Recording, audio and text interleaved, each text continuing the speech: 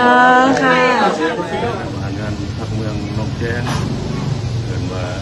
ได้รับเงินจำนวนดังกล่าวนี้จากหน่วยกู้ภัยประเทศไทยทุกทีมงานสันเงินดังกล่าวนี้และแม่นว่าทางบริษัทอิทิโยโต้ได้มอบให้หน่วยกู้ภัย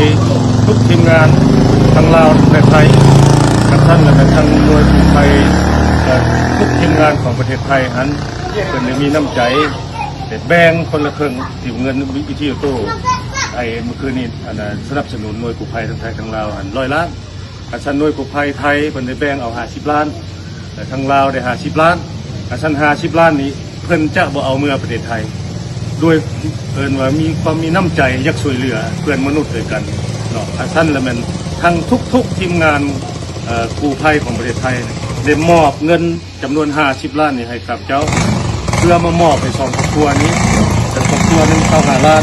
ครอบครัวนี้25 ล้านรวมทั้งหมดเป็น50 ล้านเพื่อมอบให้2ครอบครัวผู้คนไทยนี้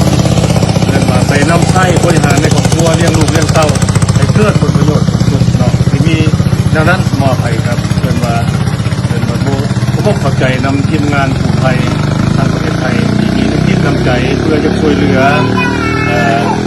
จำนวน2 ครอบครัวที่มีครอบครัวที่ติดอยู่ในถ้ำนั้นเนาะท่านจะขอใส่พรทางคณะทีมงานหน่วยกู้ภัยประเทศไทยให้อยู่ดีไม่แห้งให้โชคให้ใส่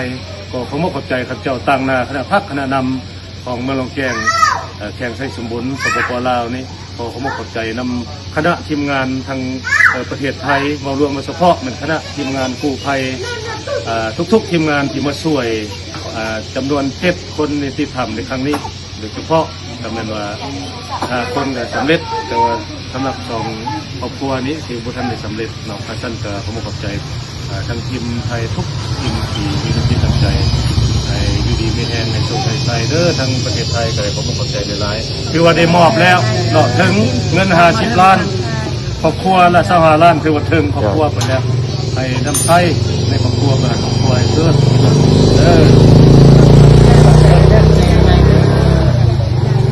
ชอบหน้าทั้ง